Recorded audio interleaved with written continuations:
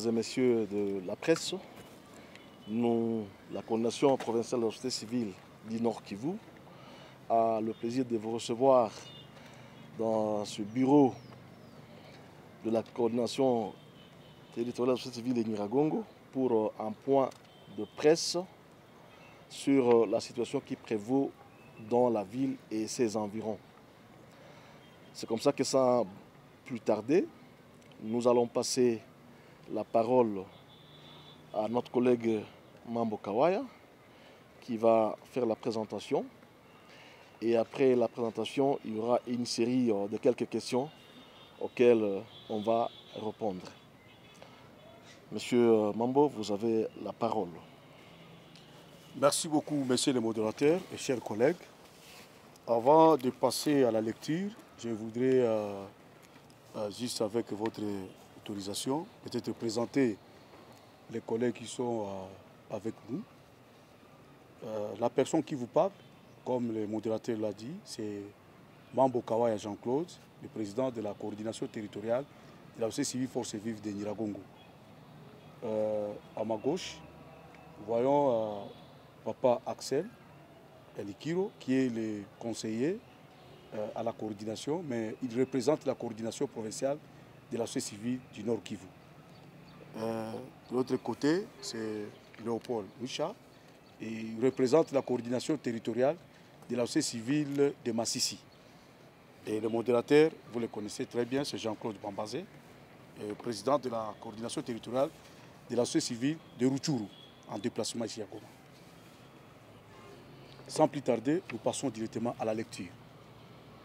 Conférence de presse sur la guerre psychologique menée par les M23 dans la ville de Goma et en territoire de Nyiragongo. Les coordinations territoriales et urbaines de la société civile Forces Vives de Rutshuru, de Massissi, de Nyiragongo et de Goma sont préoccupées à plus haut niveau par la multiplication vigoureuse des cas d'insécurité en territoire de Nyiragongo et en ville de Goma. Ces deux entités sont confrontées à un problème alarmant de criminalité qui met en danger la sécurité et le bien-être de ses habitants.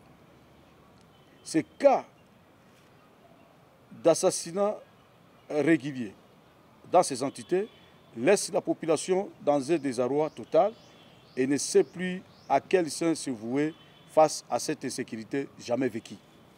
Cependant, le fait empirique témoigne la similarité de la situation actuelle avec le mode opératoire de l'armée rwandaise depuis la guerre de l'AFDEL en 1996, qui avait été marqué par des assassinats de plusieurs personnes, dont des personnalités influentes, par des mines anti-chars piégées sur les routes et dans des espaces publics, voire même sur des résidences privées, des enlèvements, des pillages et la création de confusions entre les unités de l'armée loyaliste vers les années 1995, en prélude de la guerre de l'AFDEL avant la chute de la ville de Goma. Partout où l'armée rwandaise a rencontré la résistance des forces royalistes, cette armée a toujours utilisé des stratégies du chaos pour créer un sentiment anti-gouvernemental au sein de la population au profit de l'ennemi. C'est le cas aussi de l'année 1998 sous le RCD, 2009 sous le CNDP, où l'on avait enregistré des enlèvements, des tueries de toutes sortes, des braquages de véhicules sur la route nationale numéro 2, notamment dans le Busendo, route Bunagana, Mwaro Kibumba, et Kilimanyoka, Kasengesi, etc. En 2012, sous le M23, d'innombrables cas de cambriolage des maisons, de tueries et de kidnappings ainsi que de braquages de banques avaient été enregistrés dans plusieurs zones avant la conquête de la ville de Goma par cette rébellion qui sera défaite plus tard par l'armée loyaliste appuyée par ses partenaires de la MONUSCO. Pour mémoire, les signes précurseurs de la réorganisation et de la relance des activités criminelles du M23 sur le sol congolais avaient été marqués par plusieurs assassinats et des embuscades contre les convois des militaires et des civils, dont l'embuscade contre, dont l'assassinat de M. Luca Attanasio, ambassadeur italien en RDC, et l'enlèvement de touristes britanniques à Kanyamahoro après avoir tué des éco-gardes commis à leur sécurité. Et c'est non seulement pour s'attirer l'attention de l'opinion nationale et internationale et mettre en péril les activités de tourisme dans le parc national de Virunga au profit du Rwanda, mais aussi pour mettre en cause dans l'opinion internationale les capacités de nos services de sécurité à garantir la sécurité à la population. Actuellement, le mouvement terroriste M23 AFC, en difficulté de percer les forces armées de la République démocratique du Congo, engagées sur la ligne de front, bombarde le camp des déplacés pour forcer ces derniers à rentrer dans leur milieu d'origine d'une part, et d'autre part, voudrait se créer un couloir psychologique en instaurant une insécurité qui ne dit pas son nom dans la ville de Goma et en territoire de Nyiragongo, où nous enregistrons régulièrement des cas de tueries, décrépitement de balles sans motif valable, extorsion et enlèvement de certains jeunes, etc. Dans le but d'étouffer la population et la pousser à des soulèvements populaires contre les forces de défense et de sécurité et poser en fait le lieu à l'ennemi qui, visiblement, se réorganise sérieusement. Il apparaît important d'alerter l'opinion tant nationale qu'internationale que les faits ci-après sont observés du côté de l'ennemi. Des mouvements intenses de militaires ougandais et rwandais sur la frontière de Bunagana en territoire de Rutshuru et de Kabuhanga à Kibumba dans le territoire de Nyiragongo, venant à renfort autour de Kilolirwe, Mushaki et Karenga dans le but d'exercer une pression militaire sur la cité de Sake ainsi que la ville de Goma. Trafic illicite de minerais, des massifs vers l'Ouganda et le Rwanda en passant par Bunagana et Kabuhanga. Recrutement forcé et formation idéologique des jeunes par le M23 AFC dans les zones sous son emprise pour leur préparation comme futurs cadres du mouvement.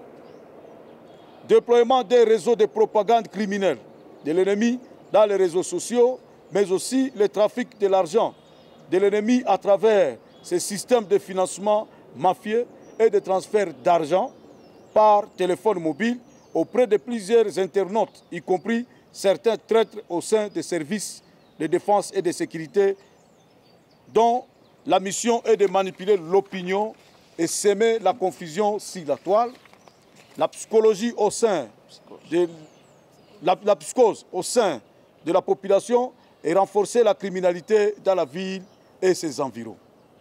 Toutefois, nous dénonçons les comportements nuisibles de certains éléments égarés des FARDC, de la police et des combattants VDP au service de l'ennemi qui excellent dans la criminalité, dans le vol et l'érection de barrières illégales, dans l'objectif de tracasser la population par des arrestations arbitraires suivies des amendes exorbitantes avant toute libération.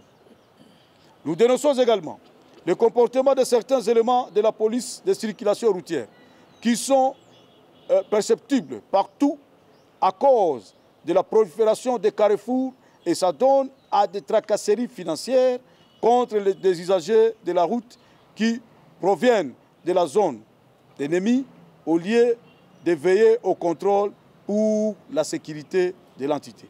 Néanmoins, nous encourageons les services de sécurité et les autorités judiciaires pour les efforts fournis dans le démantèlement des réseaux criminels et des personnes chargées du recrutement des éléments du M23 dans la ville de Goma et ses environs, même dans les camps des déplacés.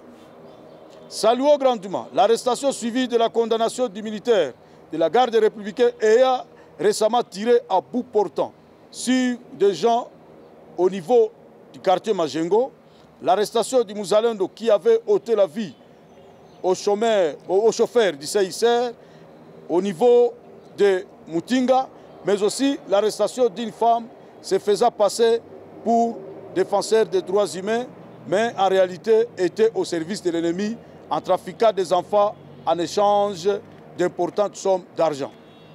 Ainsi, face à cette situation préoccupante, il est impératif de trouver des solutions efficaces pour lutter contre la délinquance et garantir la tranquillité des citoyens suivant des recommandations ci-après.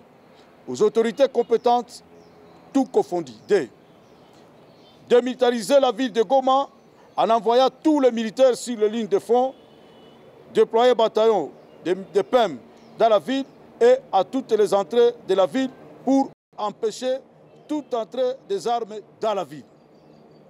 Organiser en urgence des bouclages dans tous les quartiers suspects.